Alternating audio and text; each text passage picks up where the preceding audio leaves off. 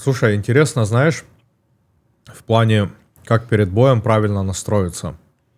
Я не помню, по-моему, я не задавал тебе этот вопрос, да? So, Steve, you work with a lot of fighters from average level to high level. And you know how it was on a backstage, how someone preparing to their fights. What do you think? What is your, maybe for someone it's will be like advice, but for me it's very interesting question about how to prepare to fight, prepare your psychologically. To walk out for the fight. Yeah, before walk out on a fight. Yeah, this is actually a very good question because for me and my job, this is probably one of the most challenging and one of the most exciting things for me. Because when I start working with a fighter, especially in the beginning, I go a lot based off of energy. And I care a lot about getting to know the guy. Because in these moments, this is the most important thing. If you don't know the person, you don't feel the person, it's hard for you to be that person that gives him a little bit of that extra push, extra confidence. Yep. And it's very important for a fighter to have a team. Because even though this is an individual sport where the fighter goes out and fights by himself, behind that person is a big team. There's people that are sponsors, there's nutritionists usually. There's other people that work on different aspects of the fighter. And when you look at it from the side, it is a team sport, right? Yep. Just one guy goes out and represents this team. So for me, this is actually a very cool thing because obviously the best thing is you lead up to the fight, right? So you work throughout the training camp. So you kind of have an idea for the person. And then of course you go into the fight week and you already kind of have an idea. You know them, you know what they will do because some guys start cutting weight, people change, people get moody, people get angry. And if you don't deal with it in the right way, you will only aggravate the fighter more, right? And the beautiful thing about this is the fact that every individual is different. So for example, this is where the challenge lies for me. If I have 10 guys, I have to treat them different. So for example, if I go to a fight week and I have 2 or 3 guys fighting in the same weekend or the same day, all guys have different energy. I can't be the same with A as I am with B. So I have to work with A, be a certain way, recharge my energy, work with B, and then work with C. But the beautiful part is that I don't have time to recharge my energy. I have to go from A to B to C. And I have to do it very quick, right? And if one person doesn't feel the energy he needs, this will affect his performance, possibly, right? So I'll run you through, for example, the day of the fight. A big part of it plays the factor of the weight cut, right? So depending on how your weight cut was, how you recovered, will play a role partially in how you will wake up fight day. How you wake up fight day, you don't know. Some days you wake up, you want to fight. Some days you don't want to fight. But one thing you know is there's no fucking choice. If you sign the contract, you got to go fight, right? And this is your job. So it's hard because even as a coach, sometimes I'll ask guys and be like, how do you want to warm up? And the guys they don't know. It depends on how they feel. Sometimes guys get to the locker room, they feel a little bit sluggish. They want to be, a little bit like they want to rest. And some guys, they're very like energized. They come, they want to warm up hard. They want to hit hard. These are the guys that they want to go out and fight. They want to knock someone out. Or they don't care if they get knocked out. These guys that are ready to risk everything. And these are the guys actually that it's easier to work with because you know that no matter what, this guy will just go. And he's not afraid, you know. But some guys, you got to give them that little extra push, right? Some guys, you got to say the right thing. Some guys, you have to say something about their daughter, you know. And this is, or their child or whatever. So it's very hard. And this is the excitement of my job, is to find that approach with different people. Because I've seen guys lose because of losing their confidence because of their coach. Having your coach being worried or scared or show his fear to the fighter right before he walks out to the fight can be the worst thing that you can give to this guy. Because before he walks out, he needs to look at his coach and say, okay, we're in this together. Because even though he's going out there, you think, okay, there's this crazy guy. He needs to look at his team and be like, we're ready. We worked for it. And that last bit of confidence is what will give him this confidence to go out and win the fight. But if he's going to walk out and he's going to start being around you guys and feel like, oh, you guys are worried, you don't believe in him, you don't trust him, It's a very, very bad energy that you will attract, you know? And this is what can cause him the fight. So all these little things make every single detail makes a difference to the walkout. But then at the end of the day, you get inside the cage and then nobody can help you. Now it's just your skills, your work. Did you train? Did you eat clean, you know? Did you cheat? All this stuff. And the best thing about the cage is you can't lie. In those 15 or 25 minutes, you will find out the answers to all the questions. Вопрос, смотри, какой. Можно ли, вот смотри, то, как ты себя ведешь перед боем, можно ли научиться держать свои эмоции? То есть, допустим, если боец в начале своей карьеры, он нервничает перед выходом в бой, он делает какие-то лишние вещи, но, например, after the several fights, he teach to control under yourself. Of course. То есть этому можно учиться, правильно? Yeah, of course. I mean, I think that this is one of the biggest aspects of the sport, right? Because that's also why we have a sports psychologist. Because a lot of people, as I said, you'll think of fighters as the strongest humans on the planet with the strongest mindset, but actually a lot of these guys, they question themselves. And the funny thing is they question themselves right before they go to the fight. Why am I doing this? You know, I've seen guys in the locker room question themselves. And this is where you find out a lot about yourself. And I believe that, I think experience plays a major role, and also how you take this experience. Because, for example, there's people that lose, but they learn a lot. There's people that win and learn nothing. Because you go, let's say you knock someone out in 15 seconds, what are you going to learn, right? You go, you went, you won, cool.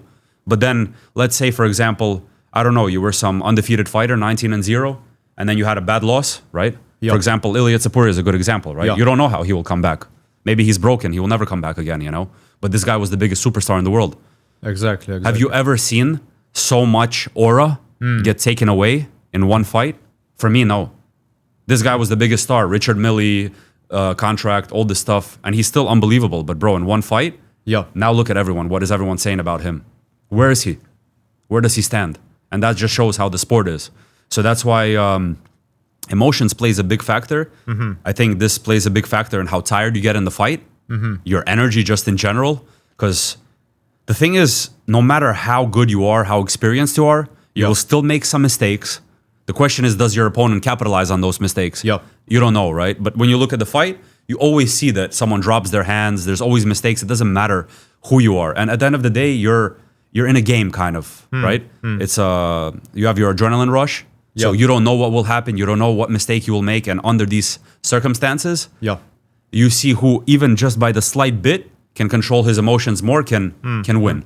And the person that cannot control his emotions, he can just get so tired in 1 second, you know, in a few seconds with a couple of moves. So it's hard. It depends on the individual. It depends on your training. It depends where you come from. And I think also, for example, like a guy like George St. Pierre. George St. Pierre and Khabib will be the two best examples that I would give. For example, Khabib has probably one of the best disciplines, right? But even still him, with the best discipline, staying with the game plan, with the experience, look what happened after the Conor fight. Can he control his emotions? No.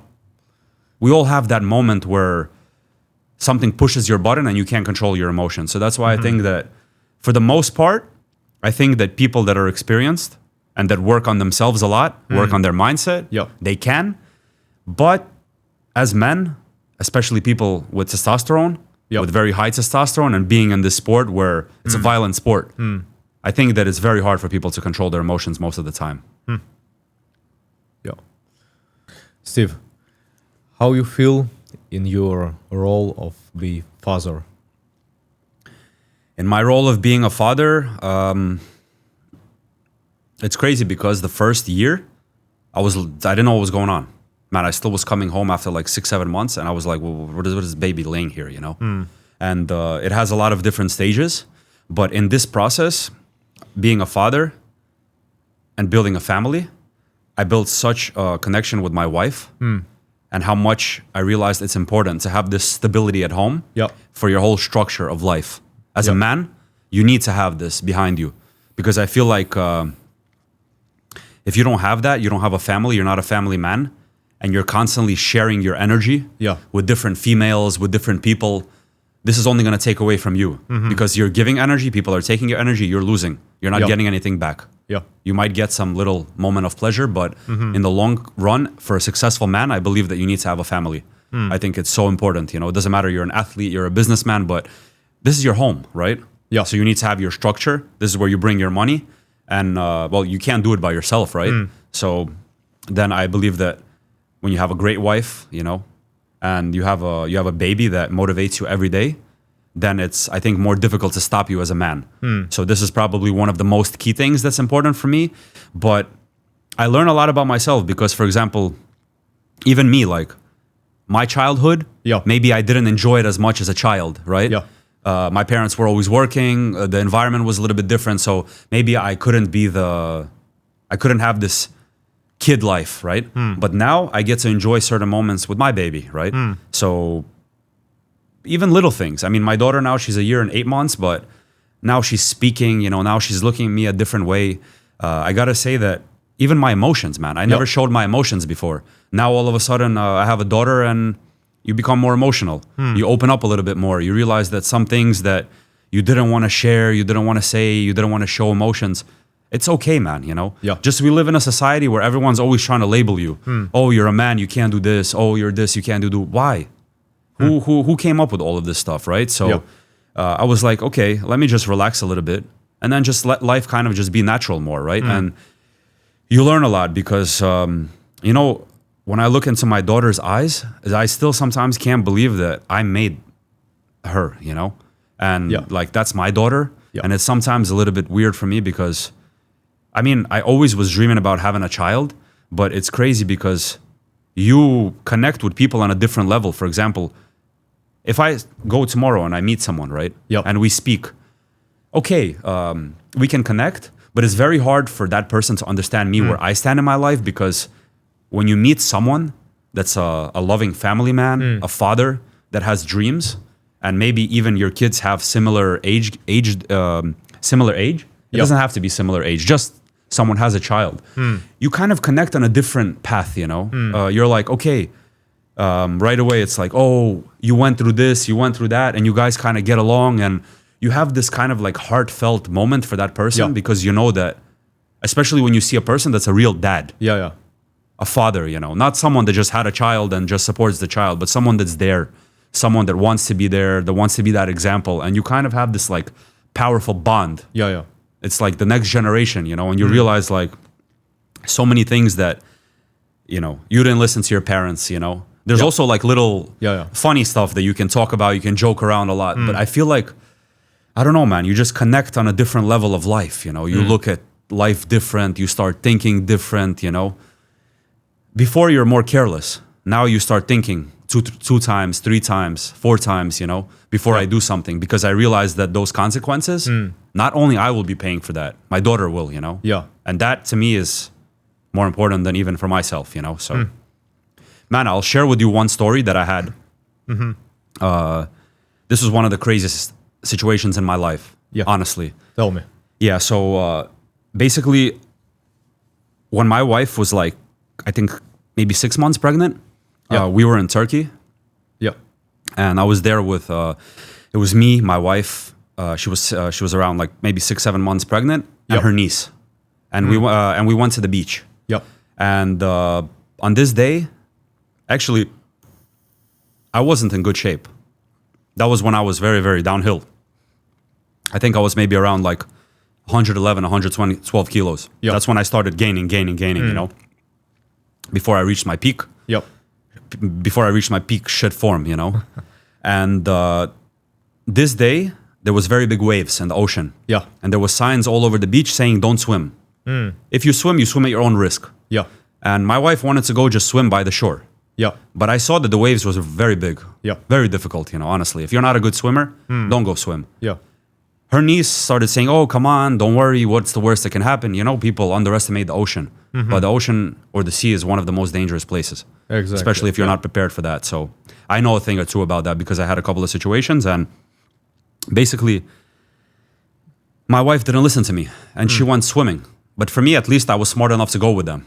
And then We were swimming a little bit. The waves were some moments not so big, some moments bigger, you know. But for me, I kind of tried to stay around them, you know, and something weird happened, Yeah. right? One wave hit. Yeah. I see my wife is a little bit away from me. Her niece is away. Okay, not bad, right? Yeah. A little bit current, fine. Another wave hit. Yeah. Now we're more separated. And now I'm like, fuck. Now I'm realizing that for me, it's not easy. Yeah. And I know that for me, it's not easy. My wife is pregnant, Yeah. her niece. So I'm not thinking about one person. I'm thinking about 4 people. Yeah, exactly. Myself, my wife's niece, my wife, my baby. First thing for me is my baby, my wife. Yeah. So now I'm in a situation where I'm in the ocean. I'm the last person I'm thinking about. But I need to survive. What kind of weird situation is that? And at this moment, I look at my wife Yeah. and I look at her niece, and one wave hits my wife. A second wave hits my wife. By the third wave, she is already coughing, she can't breathe, and she can't swim well. So now, in my mind, I'm thinking, okay, I can't think about her niece. Yeah. Yeah. I can't think about myself. I need to save my wife, right? So I'm literally doing everything I possibly can, everything in my power to somehow get to my wife. Yeah. Yeah. And you know me, I'm not in good shape. I can swim well. I have experience. But the way you panic, Yeah. this is where that conversation of panicking, in this moment, I realized don't panic. You have one thing. It doesn't matter if you die in this moment, you need to save your child and your wife. And if I tell you just thinking how I made it with the current and the waves to Yeah. my wife, to manage to get her out, I didn't give a shit if I would die in that moment. Man, if I tell you when I made it back on the shore, Yeah. I, for an hour and a half to 2 hours, couldn't even gain my breath back. I couldn't speak to anyone. And the look of shock on my wife and her niece about the situation, how much they underestimated it, going to swim in the ocean. I knew this beforehand, you know. It just, I couldn't control them not going, you know. And I kind of regret a little bit that I wasn't more strict and saying, don't do it, and not letting them go. But this was also one of the biggest experiences for me because I realized in this moment, really, Yeah. I was ready to die. And I wasn't breathing. As in, like, when I was taking my wife out, this is me. I'm not breathing. I'm just, my thought is get her on the shore. If the water takes me, whatever, if I have a heart attack, whatever it is, it didn't matter. Yeah. And I was like, man, you know, I was sitting there on the shore thinking like, I'm ready to be a father, you know? That wasn't the right time. And I mean, it was a fucked up experience, but it kind of brought me and my wife together a little bit closer. And I realized then I was like, wow, I have this instinct, you know? Because sometimes you can say that, oh, I will do this in this situation. Yeah. But until you're put in that situation, you don't know what the fuck you can do. Yeah, so that's why exactly. people start judging and saying, oh, I will do this, I will do that. Don't say until you know. Yeah, it's and in it's that not situation, work like this. exactly, Yeah, exactly. yeah. And in that situation, I realized that, I'm ready to die for my family. So that's when I realized I'm ready to have a family, you know? Fuck. But yeah, that was a kind of a messed up experience, but yeah, my wife still laughs about it sometimes, but for me, it wasn't funny because the way that her niece saw the situation, the way my wife saw the situation, and the way I saw the situation was completely different. But I saw the situation for real because I saw it from the side of all of them, yeah? Yeah, yeah. They were in their own mind panicking. So I saw it like a movie, you know? And the thing is, for me, it's like, yeah, very, very, yeah. Yeah, it was a huge test. Huh? It was huge test. Yeah. Fuck. Yeah. So that was fucking interesting because it could have ended up with me not having a family. How far it was on a beach? I mean, the thing is, we started not far. Just couple of waves, next thing you know, the water is not pulling you towards the shore. It's pulling you away from the shore. Yeah, yeah. And if you're not a good swimmer, man, I lived in Thailand for quite some time. You know, I've been in some situations where we were swimming in the ocean, like there was current. It's dangerous, man. And you know, one wrong breath, you panic, you're Yeah, done. yeah. And on top of that, you're in the ocean. You don't know what's there, you know? Something bites you, something whatever, but No, man, I saw my wife. She was, waves were going. The thing is, it's funny in the first wave. In the second wave, you're laughing. Yeah. But then once that third wave hits you, when you don't have more than 1 second in between, Exactly. or when you have one wave, and then you go under, you get up, then another one hits you, and you start swallowing water. That's the situation my wife was in. Fuck. You know, so when I look at her, and we're not near each other like this, she's on a distance from me, you know? So I was like, I don't give a fuck. I'm going there. I have to get my wife out. And I mean, yeah, that was just, it was more of a natural instinct. I mean, I hope that every man will do that for their family. Exactly. But I'm saying that I hope that no man gets put in that situation, you know? So, yeah, God likes to test me. And I'm so happy for that, you know, actually, because I had a lot of situations in my life. And I always say, like, if it's good or bad, I just always trust God. If there's bad, I'm just like, okay, I needed to learn something. I took something from that. Yeah. Because, I mean, if everything goes well, everything is good. Also, how are you going to grow? So now I want, I mean, I definitely don't want more experiences like that. But if there comes experiences in life like that, I just want to ask God to give me the strength to go through it, you know? Yeah, we should be ready on any situation. We should be ready. And this is why being in the best shape, being the best man you can be, as you said, fulfilling or at least getting yourself as much as possible to your full capabilities will allow you to be more prepared. Exactly. For example, if you're not in shape and you're and you need to survive in the mountains, how are you going to survive? In the ocean, anywhere. Yeah, as a man, we should be take any risk for our family, for our. Be ready to take risks, you know. So Stay ready. it's easy to say, but another thing is to do. And at that moment, I did. And I proved to myself I can in that situation. You know? Ну, типа, знаешь, эта ситуация, она показала и для твоей жены тебя. То есть, как ты, ну, в такой ситуации действуешь. Yeah, kind of. But you know, the crazy thing is that still till today, it would be so hard for her to understand fully because in her mind, she didn't even really see me like that.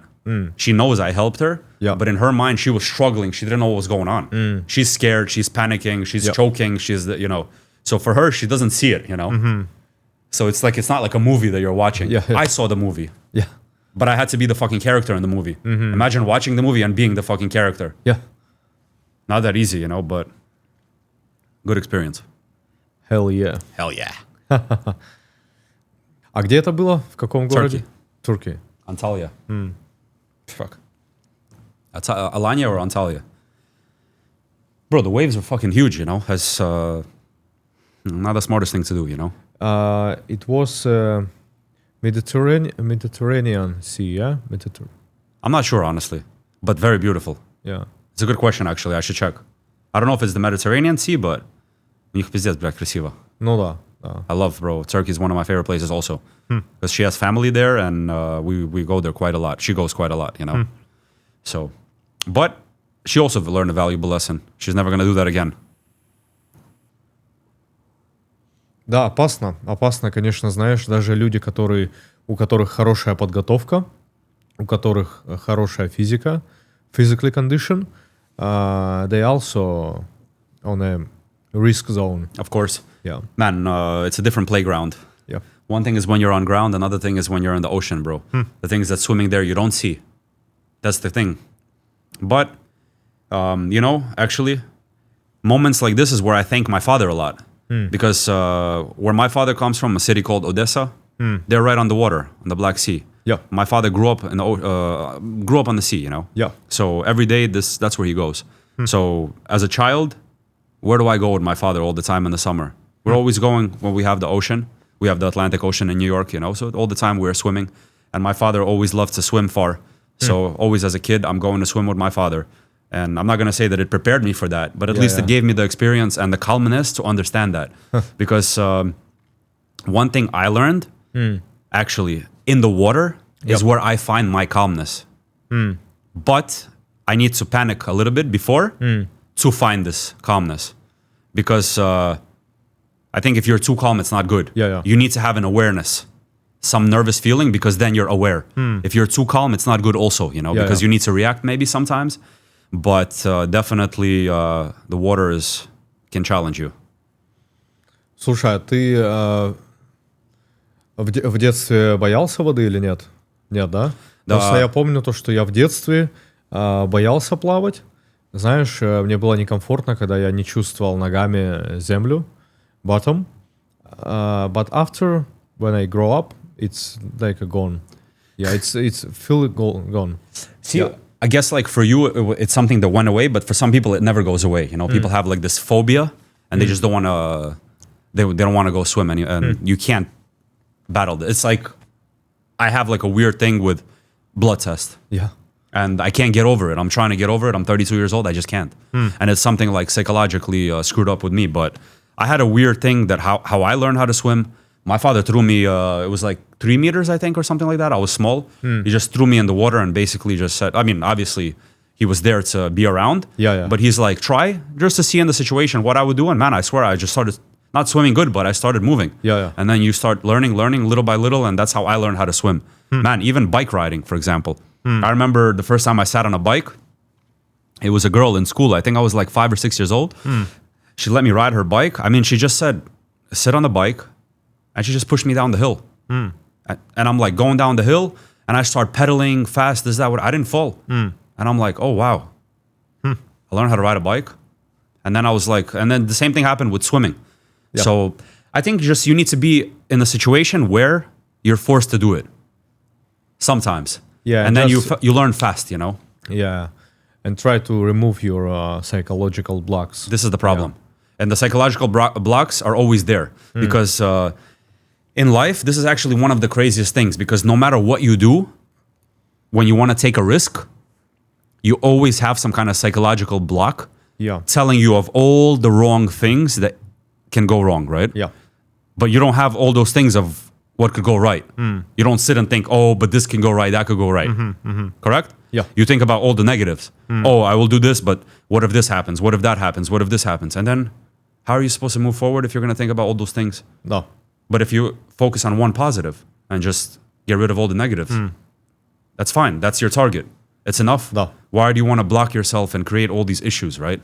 So actually, that's when I realized that we create our own fear. Is it real? Is fear even real? Why are we scared of something? Oh, because someone said that it's like that.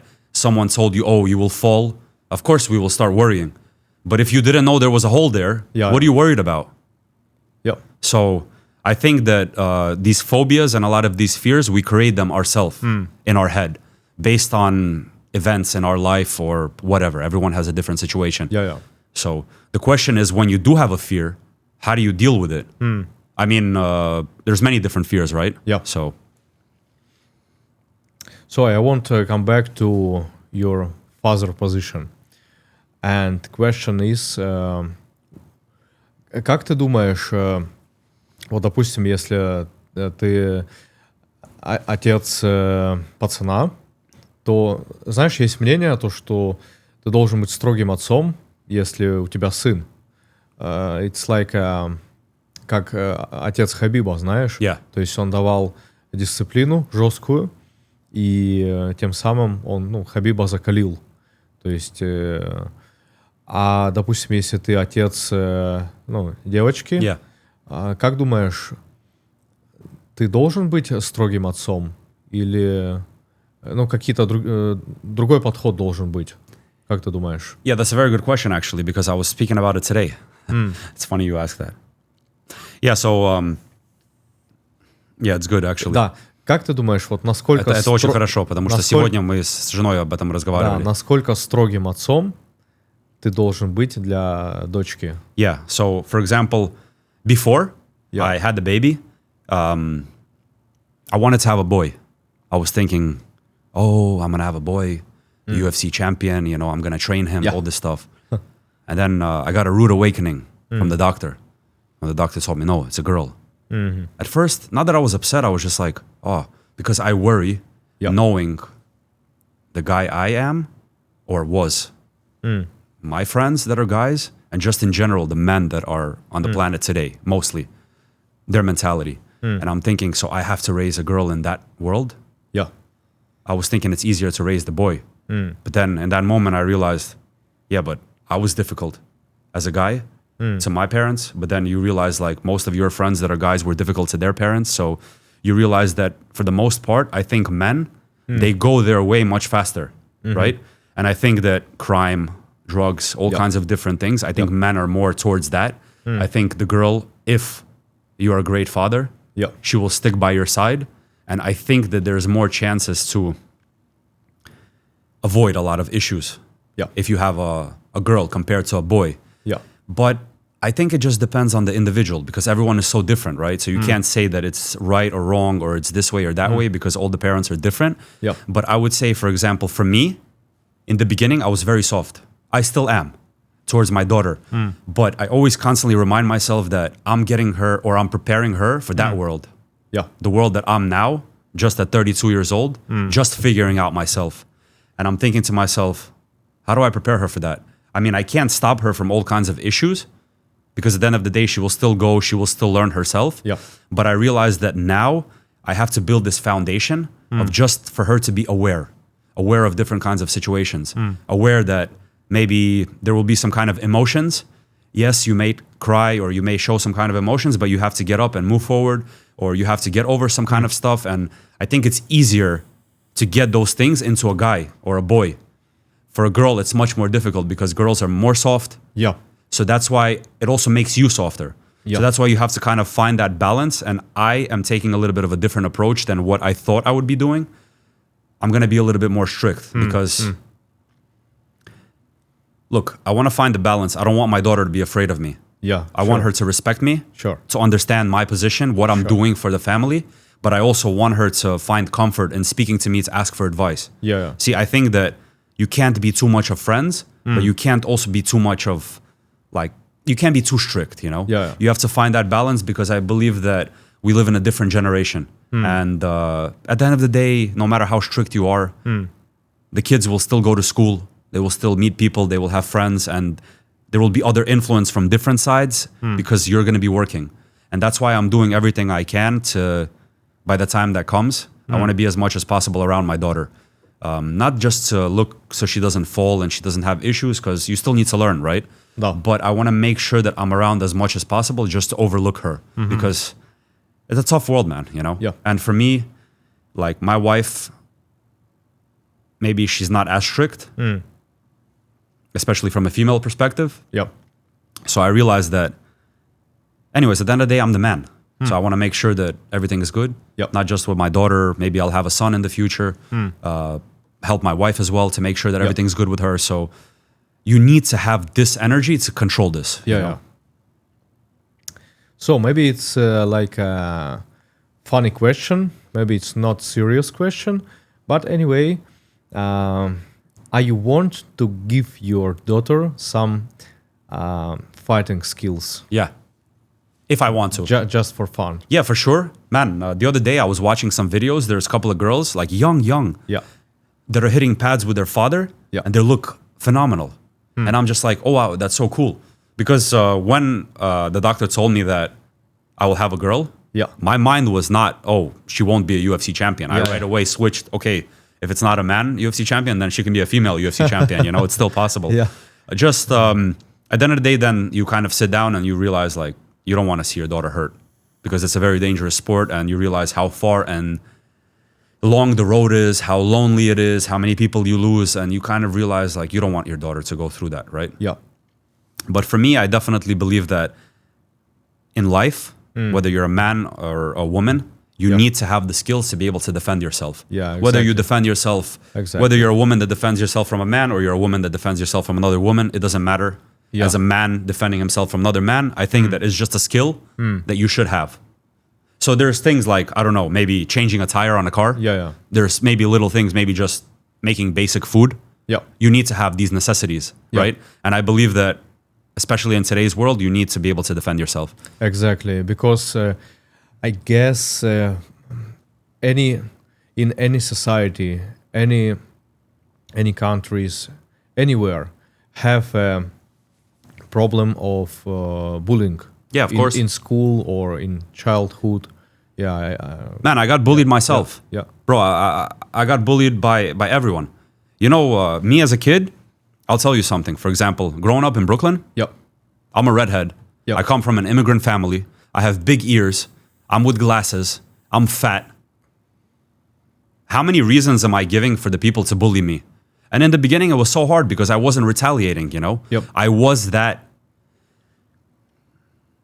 perfect candidate, yeah? Because I didn't say anything. So it was so easy for the people to pick on you. Yeah. And you see people are, they like to work in groups. So Yep. for example, sometimes one guy won't specifically pick on you. Yep. But when he sees 5 people pick on you, he will be the 6th one. And then the 7th one will be there. And then the 8th one. Yeah. So people are very, very fast to knock you down more when you're already down. So for me, it was so hard because it hurt me a lot. And I built up so much of this trauma over my life Yep. that, believe it or not, only now I opened this key Yep.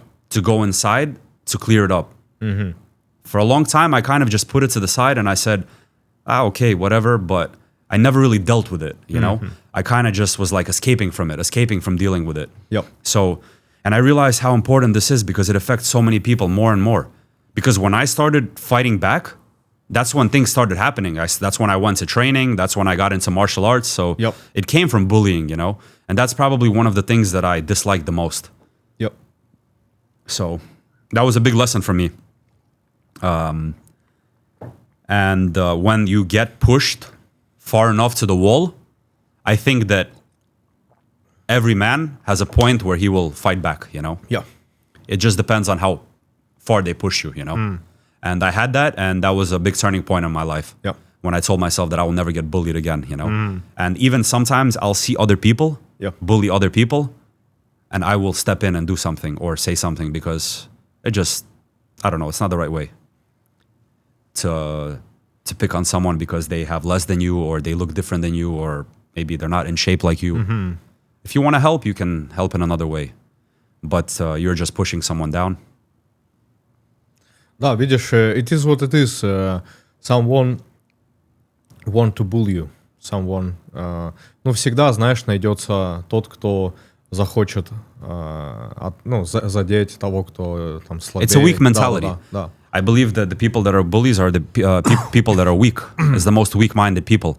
Because usually, if you look, they never pick on a big guy. They never pick on someone their size. They always look for the smallest one, Yeah. the one that is the easiest, because they don't want someone to answer back. Yeah. But when you're the guy that answers back, if you look at most of the bullies, their face changes very fast when you answer back, right? Yeah. So a very small amount of bullies can actually fight or, you know, be in that situation and answer back to you when you answer back. Yeah. So, yeah, I mean, it's weak people. And now the society is more and more weak. So people are looking for different ways to make themselves appear or feel stronger. Yep. But it's absolute bullshit, you know? It's a false confidence. You know, I realized one thing. Like, for example, there's so many good places in the world. Yep. But one thing shocked me. So when we were in US, I had a meeting with one guy. He's very close, Chinese guy, billionaire. And we were sitting in Malibu, nice place, seafood, eating. And the guy's worth like 20 billion. And he's telling me, he's like, man, I've traveled the world. I've been everywhere. Yep. There's no better place than America. And I was like, man, I left US when I was 21. It's 11 years ago. Yep. And not that I've been speaking bad about US, but US for me wasn't the most positive place. But I can also only speak from my experience where I lived, correct? Probably it's depend about state. State, but also the people and yeah, I mean, it's a big country. There's big city. There's many different cities, many different states. So it's hard to say Yep. exactly. But this was the way I chose to approach it. And I spent 11 years here, always being negative about US, telling my parents they should leave and all this stuff. And there is some truth to that. But being in US now, with the whole situation that's happening, you still realize that it's one of the safest countries in general as a whole, you know? Yep. When it comes down to war and big things that happen in the world, right? And one thing about America is a big consumer market. So it doesn't matter what products you want to do, what gyms you want to open. America is a place where they know that they will spend. Yep. Basically, since you're young, you know that you will pay taxes, that you will spend, that it's not cheap, and it's normal. You don't look for the easy route, you know. Oh, I will go here because not really, you know. Americans, they mostly understand that money will come from their pocket, right? Yeah. But when you go to places like here, I think that everyone wants to avoid taxes and all this stuff. And for me, I realized, is this the best place for a business? Yeah. Maybe for some businesses, but some businesses also, it's quite seasonal. So sometimes for 4 or 5 months, the weather's not so good. Yeah. And this affects your business. Yeah. Also, one big thing here is everything is based on trend. Yeah. You make some kind of trend, 1 year, 2 years, maybe 3 years, great. What after? Some other guy comes and that's it. But in order to make a good business, usually it takes about 2 to 3 years just to get your money back. Yeah. So your trend is done, and then what? What do you do? Yeah. And America is the type of place where you can build a real business for the community, be consistent, and you can operate this business for 200 years if you want. Yeah. I mean, there's many examples: pizzerias, different kinds of food, whatever. Gyms, man. There's a Gold's Gym. How long it's been? It's been there. Consistent, same machines. I mean, maybe they renovate some stuff, but people still come, you know. And it's not about trends. Yeah. I mean, there is trends, but it's not like every business, everything revolves around trends. And when you look at the future, you're like, it's a better place to be, maybe. So I think now we're exploring more to move there, you know. If we do the business, of course. Yeah. So, good question. Yeah. Jaguar. Yeah. What is your... Just a moment. Jaguar. Yeah. How you see your perfect life scenarios? My perfect life scenario, the best thing is there will never be a perfect life scenario. I think every time it's about adjusting, being better, right? You will constantly have different situations in life that you need to deal with. Depending on how you deal with those things, that will push you to the next level, and you will keep leveling up. But the thing is, I realized I spoke to a couple of people recently, actually, and I met one guy. He's a taxi driver. Just now when I was in Poland, I had a small conversation with him, and I asked him, I said, how are you so happy? How do you keep this energy at almost 60 years old? And he told me one thing. He said, whatever you do, don't do it for a long time.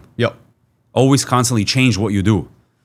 And I looked at it, I said, wow, that's actually the mindset that I was having during this journey, right? Of my fitness in the last year.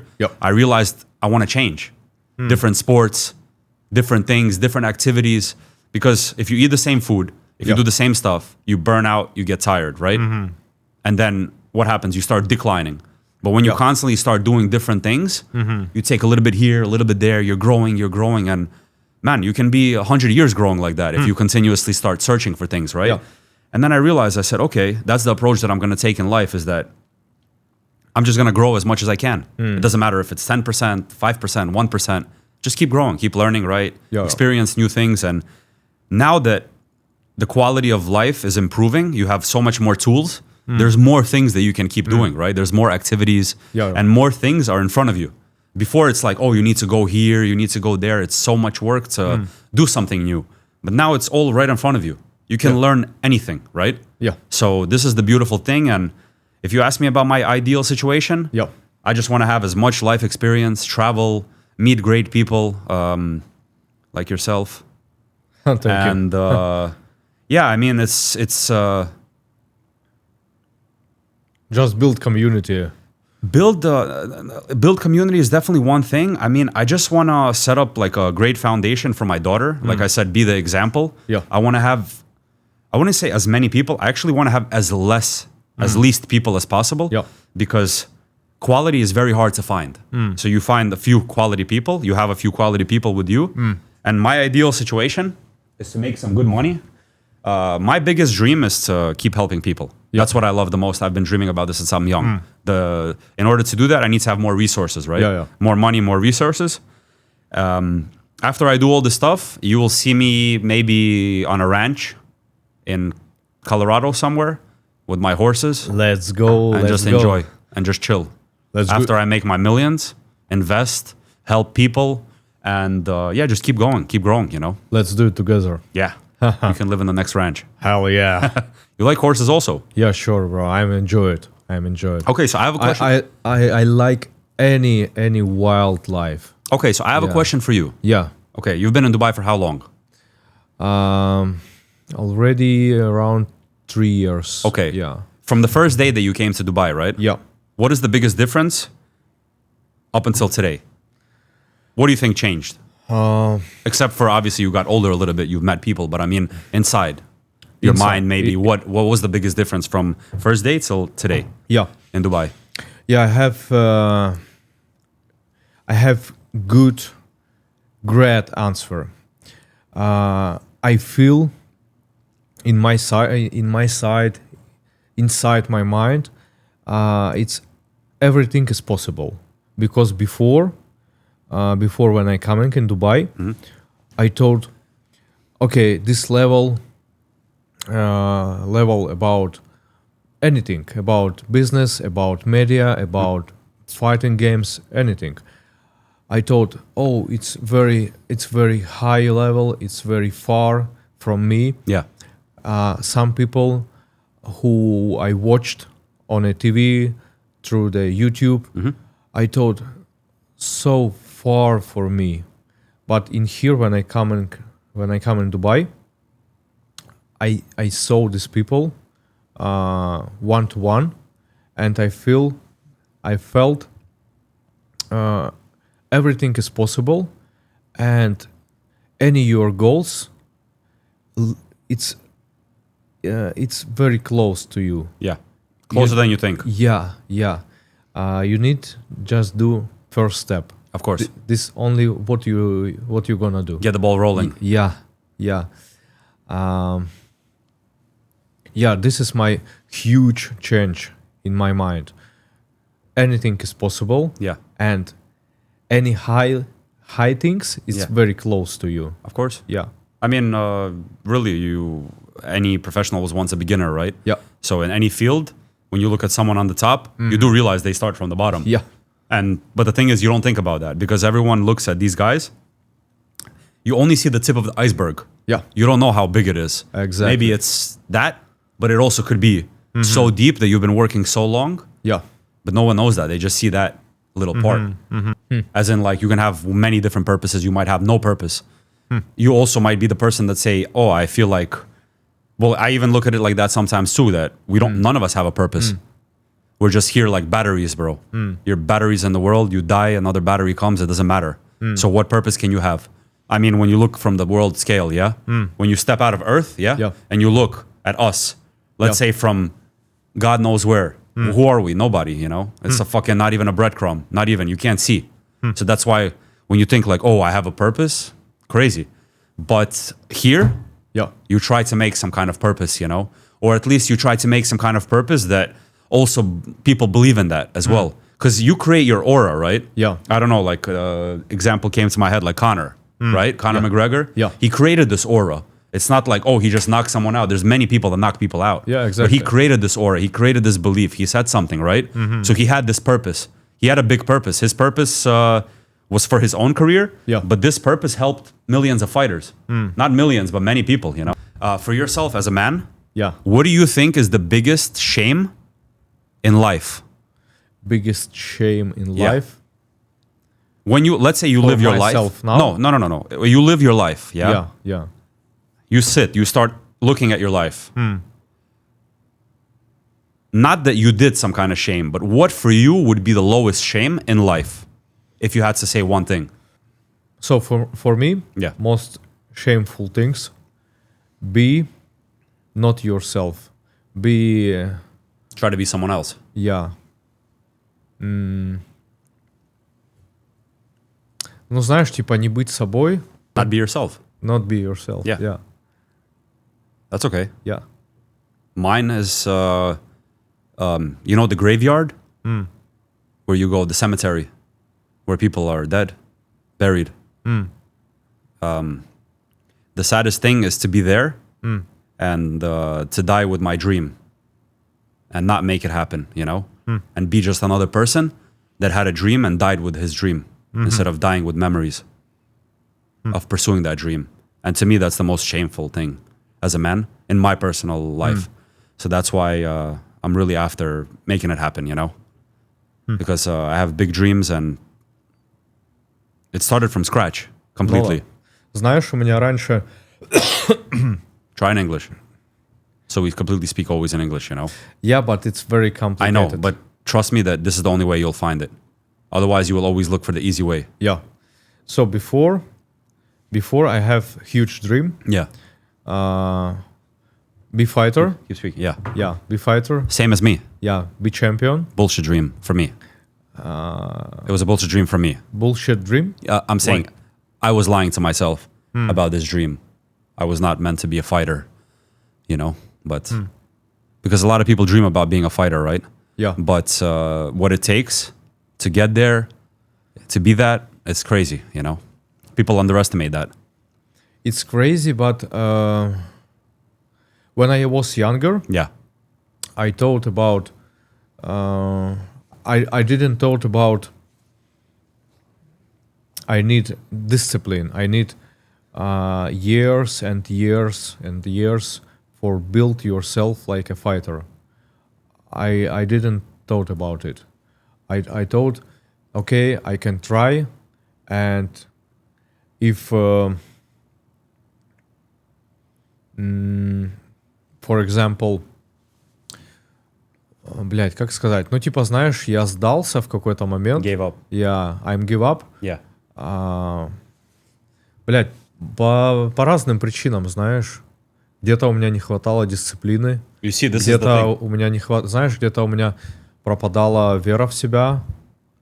Sometimes I'm... Yeah, you lost belief in yourself. Yeah. And Sometimes, this is the thing, bro. That's why I tell you that mostly not even 1% of the world can become fighters. So that's where I realized, like, do you fall into the 1%? When you look at, like, what they do, how they are? Because, I mean, people have these questions, but the difference between us and them is that we can't answer those questions. They answer those questions. That's why these guys are in the 1%. And we are in the 99% of this field.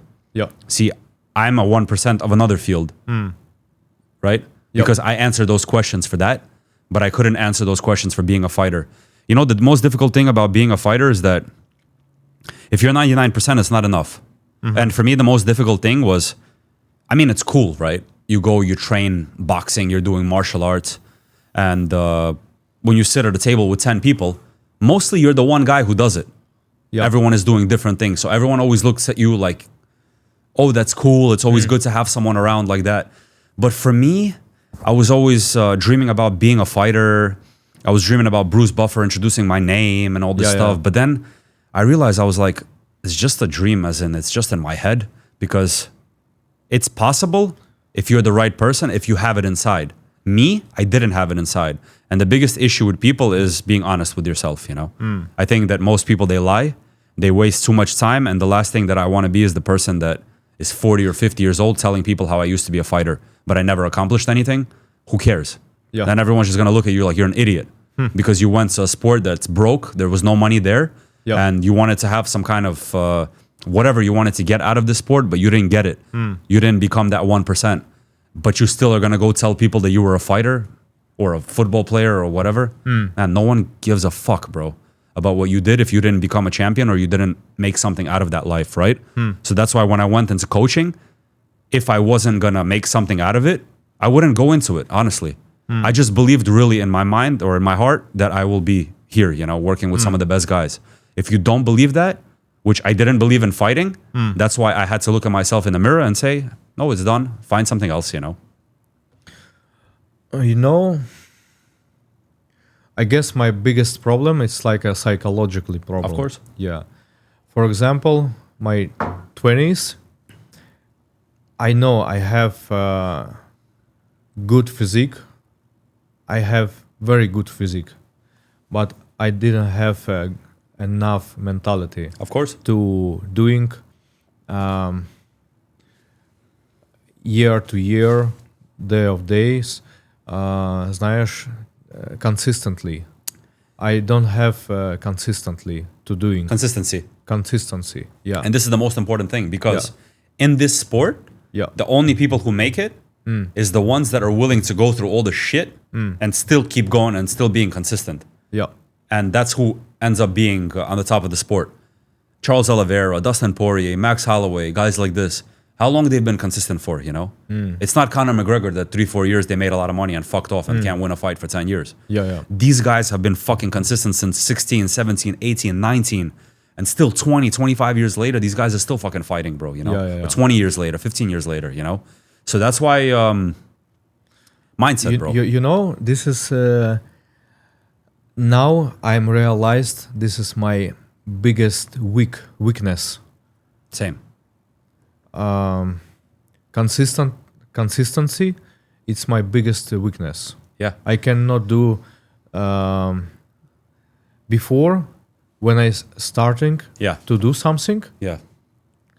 I'm starting to do it very well, but I'm just started and after fall down, after give up. Yeah. Yeah. Like a match.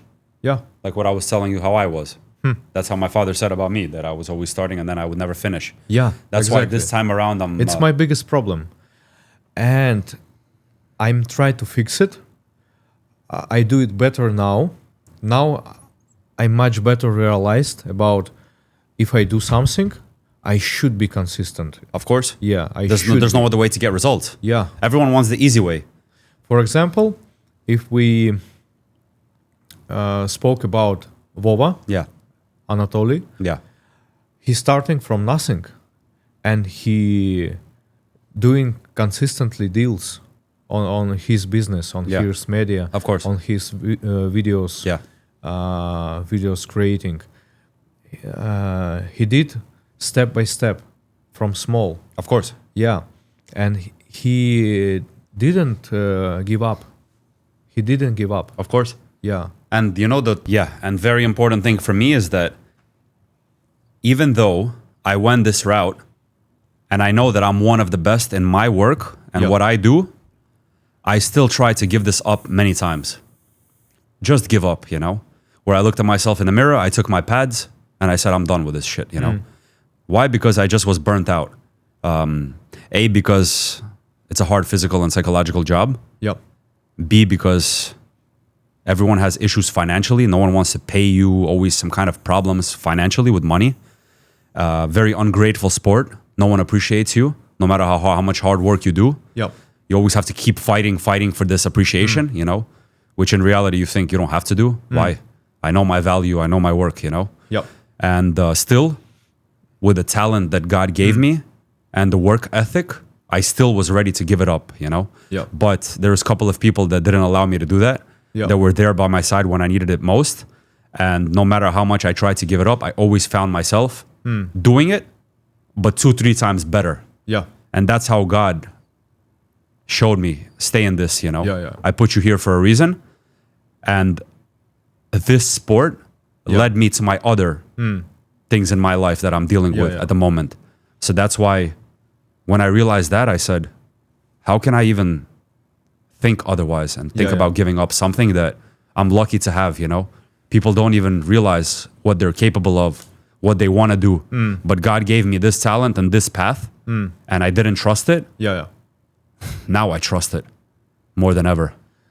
So, and also I'm realized now on my 31 years old, I'm realized one thing. For example, I should did one thing when I was younger. Yeah. And when I trained. Yeah. I should made point for myself. It's like before I'm tried to make money from regular work, from usual work. Of course. For living, make money for living. Yeah. Wasting time. Yeah, wasting time. That's what that's called. Yeah. Ты знаешь, вот я чуть-чуть по-русски скажу. Yeah. Я должен был, знаешь, как сделать? Мне нужно было сказать себе тогда то, что, окей, тебе нужны деньги, чтобы жить. Да.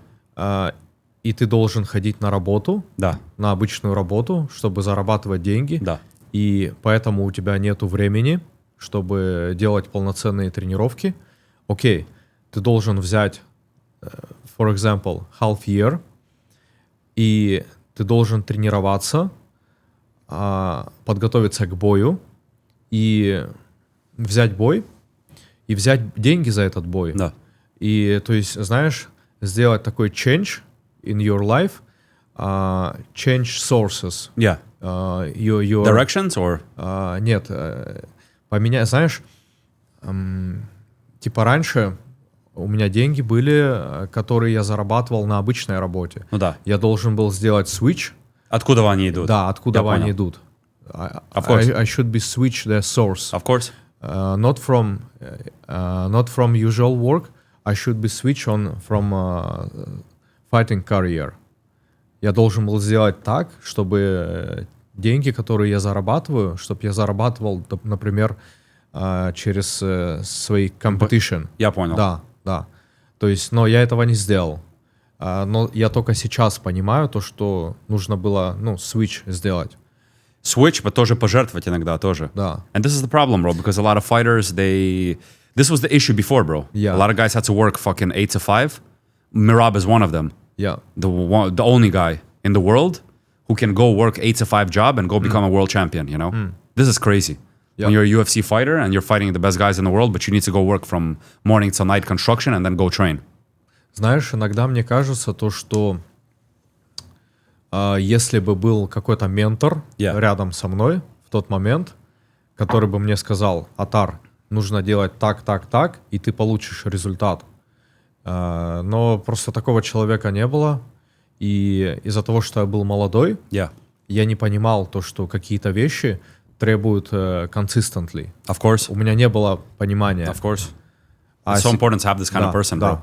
And this is why when people say, "Oh, I don't need a mentor," or "I don't need this guy," or "This guy doesn't inspire me," I don't know if there's anyone in the world that doesn't have someone that they can look up to, even in a small way, right? It doesn't matter if it's your father or your mother or YouTube or whatever. Whoever you look up to, you have to look up to someone, or get something from someone. You need a mentor. Yeah. And this is how you learn. Like Man, D'Amato. Legend. Even me, bro. This is also, I can relate as well because I trained myself my whole life. У тебя был ментор, который, знаешь, тебя направлял? Вообще нет. Из-за этого даже, когда я вот сейчас посмотрю, если я сейчас подумаю, например, я тренируюсь всю жизнь, да? В зале, да, у меня есть там тренер, коуч, но у меня нету именно человека, который там мне говорил: о, вот эта техника, так, whatever. Я сам приходил, сам тренировался, сам уходил. Да. И вот это тяжело, потому что даже сейчас вот мне тяжело тренера найти, потому что я, блядь, должен человеку говорить, что делать мне, какие комбинации держать, и вот это. Мне всегда вот, не повезло, бро, что можно сказать. Ну да. Знаешь, может быть, кто-то скажет то, что, типа, вот, это, как, знаешь, такая отговорка. Конечно. Но, не знаю, это и есть отговорка, но это и реальность тоже, потому что... Вот, допустим, если взять Хабиба, например, да, то есть у него отец, он, по сути, как ментор для него. Конечно. И ему отец подсказал, что ему нужно делать. Конечно, но у него система была, как бы у него уже была платформа, и он знал, что сделать, да? He knew the way. Слушай, вот it's a weird one, потому что that's the thing. It's another thing, то, что я бы сказал, there's no right or wrong. Потому что все ситуации как бы разные, и тяжело судить как бы по одной. Но я тебе скажу, что как бы для меня оно половину отговорка тоже. Потому что если бы я, может быть, был бы лучше собой тогда, может быть, я бы, блядь, заманил кого-то, и кто-то бы заинтересовался мной. Даже вот я сейчас тренер, да, я вот сужу по этому, and that's where я себе говорю, это то, что это реально отговорка для себя. Потому что, например, сейчас ко мне придет пацан, и если я вижу, что он, блядь, толстый нахуй, и сосет хуй, и нихуя не хочет делать, и не приходит на тренировки, ты думаешь, что я буду его тренировать? Я ему скажу: иди нахуй, бро. Или я ему скажу: делай это, и ты не будешь это делать, я его пошлю, бро. Потому что I don't have time to waste. So, who has fucking time to waste? А в те времена, бро, I mean, это же даже не так давно, но я имею в виду сейчас less. Да, it wasn't that much, but сейчас it's less. Потому что there's more tools, more opportunities, more people, and then было только пара людей, да? А сейчас, блядь, миллионы их, бро. И я имею в виду... Sorry. No, all good, bro. Знаешь, допустим, взять там 10 лет назад, там 10, 12 years ago. You won't fix it? No, all good. You can just fix this one. Perfect. Знаешь, допустим, 12 years ago. Yeah. We don't have Instagram, we don't have social media like today, now. exactly. Yeah, like today. Because today we can check someone. Мы можем смотреть, знаешь, как люди развиваются, как какие-то советы, какие-то advice from someone. But before, we don't have... you don't have the information. Yeah. You had to speak to people. You had to read books, right? Yeah. Me, I don't read, right? I'm more of audio books. I like to listen. But now you have so much tools. That's why I say that. For me, if I was going to fail with my fitness journey now, I'm a massive, massive, massive failure in life. Yeah. And I don't deserve to be here, honestly. With all the tools that I have, people were doing it with no tools, you know? Yeah. I have all the tools, I have the people, I have the information, everything's around, you have the sources, you have the supplements, you have the peptides, you have the gyms. What more do you want, you know? Do you need, like... There's one quote that I love. You can bring a horse to the water, but you can't force it to drink. Yeah. And I always tell that to the people. If you don't want it yourself, no one will want it. Because at the end of the day, it's your life, you know? You will look at yourself in the mirror. You're the one that has to answer all the questions. So that's why I say that if you're lucky enough before you die to evaluate your life, you are the one that has to say, oh, why didn't I do that? Why didn't I do that? And for sure, 100%, you will not think about the amazing money you made, the woman you had, the amazing vacations. You will only think about one thing. And that's what you didn't do, what you knew you could have done. And that's the only one thing. And guess what? You will feel like fucking shit before you die. So that's what scares me. And that's what I want to avoid. And I want to know that all these little moments, I took the risks, I tried. Even if you fail, it's okay. Yeah. But you tried and you knew that you tried your best, that's okay. It's like a fight. You had a fight, you lost, but you tried your best. It wasn't enough on that night, but you know you did your best. What more can you do? Конечно, знаешь, допустим, если взять, допустим, две боли, ну, боль, да, вот есть Pain? боль, pain. Yeah. Pain from... regret? Yeah. And pain of losing? Yeah. Pain of regret is way worse. Yeah, exactly. Because it's unknown. Exactly. Because you will keep telling yourself, I would have done this, I could have done this, I could have done that. So that's what I was mentioning to you about being that fighter, that you never made shit, or you were the football player, but now you're going to keep telling people, oh, я мог быть это. Да. Ты мог быть нихуя. And that's why ты стал нихуя. I always say that. Because это я. Я стал нихуя, потому что я был нихуя. In this field. You know what I mean? So, когда ты будешь, блядь, говорить людям, там, не знаю, тебе 40 лет, я, блядь, это, я, блядь, то, ты нихуя, бро, потому что ты это не добился. So, ты себе продолжаешь говорить, что, о, я мог быть то, no. Потому что стали этим маленькое количество людей, то, что, блядь, не остановились и рылись, блядь, через все, знаешь. Я не был этим человеком, so я не знаю, как бы, я знаю то, что я могу сейчас сделать. Да. To the field that I'm working on now, it's a different story. That one, and I don't want to be that guy. Сколько людей, это же миллионы. Millions. Compared to how many people made it and how many people didn't make it. Но сколько людей ходит, говорит, что они там, блядь, бойцы, и были эти, и были те. И если бы я бы имел то, я бы был это. Жизнь так не работает. Да, it doesn't matter. It doesn't matter. That's why я даже это не говорю, потому что всем похуй на это. И тебе это должно быть, на это должно быть похуй, потому что ты только себе забиваешь мысли и пытаешься себе доказать и показать, что ты мог это сделать, что типа ты не добился того, что ты мог, потому что не было того ресурса или того ресурса. Нет. Были все вещи, просто ты их не взял. Я не взял. И это твоя проблема.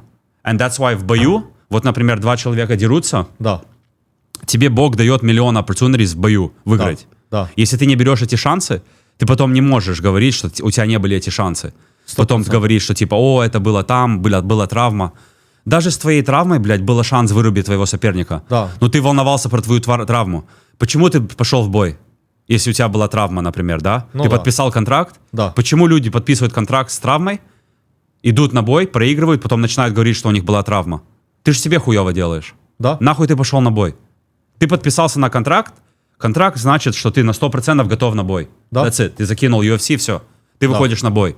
You can't fucking make excuses, bro. Потому что, представляешь, как хуево, если я выйду, блядь, без ноги, я тебя отхуярю, вырублю, и я буду всем говорить, что я тебя вырубил, блядь, с полноги. Да. Это же неприятно. Неприятно. And the same both ways. I bring that up потому что fighting is the best example to use for life. And that's why I say, like, all these regrets and all this stuff, For what, bro? Like, who gives a fuck, you know? Потому что in that moment, I say, like, если ты в тот момент... Например, I don't know. Вот сейчас была ситуация, например. Ты на меня наехал. Да? Я тебя не знаю. Я не газанул на тебя назад. Да. Ты ушел, все увидели, я остался как pussy. Да. Закончился момент. Ты ушел, я перед всем начинаю, блядь, это сука, если он бы так бы, и так бы, и так бы, я бы его объебал. Да, много людей так делают. Ты в этот момент, все это делают. Да. Но ты в этот момент нихуя не сделал. Так что молчи, блядь. Придет еще один момент, и надеешься, что ты в этот момент будешь готов. Да. This is what I think, you know, is right. But я тоже на многих моментах так же и было. Просто я на себе научился. Я же говорю только from my own experience. I'm not saying like I'm thinking of some shit. It's tough, but it's truly, Yeah, for sure, bro. Потому что или там момент был с девушкой, где ты мог ее бросить, или, блядь, сказать так, а потом ты говоришь, да, она мне нахуй, я такой. No, bro, потому что ты в тот момент был like that, и ты не можешь ничего говорить. That's why я говорю, что, типа, жизнь — это штука моментов, да? Ну да. Вот ты словил свой момент и пошел, знаешь. Если ты не взял... Ну да. Некоторые вещи просто, наверное, нельзя исправить. Есть вещи, которые можно исправить, а некоторые вещи, которые нельзя исправить, ну, типа, знаешь, забивать голову. В основном все можно исправить. Вот, например, в голове есть хорошие моменты и плохие моменты. Поставь это в часть, где плохие моменты, и просто держи это там. Да, ты, может быть, оно какое-то будет воспоминание, ты будешь вспоминать, но does it define you? Типа, did it make you a worse Otar? Ну да. В бою самый страшный момент для бойца — это выход с locker room до клетки. Да. Почему? Потому что на этот момент у тебя очень много мыслей. You start questioning yourself. That's what I was telling you, да? Yeah. Но ты настроен на бой, да? Ты же тренировался, блядь, сколько, и ты идешь делать свою работу. Когда клетка закрывается, в основном этот страх весь уходит. Почему? And when we spoke about fear today, we spoke about the fact that most of us, we make the fear in our head. I'll give you two situations. Let's say you walk out to a fight, yeah? You have the regular walkout to the fight, full stadium, arena, everyone is booing you. You're in hostile territory, everyone's booing you. Yeah? Yeah. Very difficult situation. Yeah. Now, I'll put you in another situation. You're walking out from the fight to the cage. Your eyes are closed. Yeah. There is no booing, let's say. Yeah. And your eyes are closed, you don't see anything. You don't see the cage, you don't see the people. Yeah. You're just walking straight. Which situation do you think you have more fear? First one. Exactly. You're fucked, bro. And your body doesn't know the difference between is it actually happening or not happening. You know what I mean? Yeah. Fear. Оно не знает, типа, если это реальная ситуация в жизни или нет. All good? Yeah. Let's make cut and do it next one.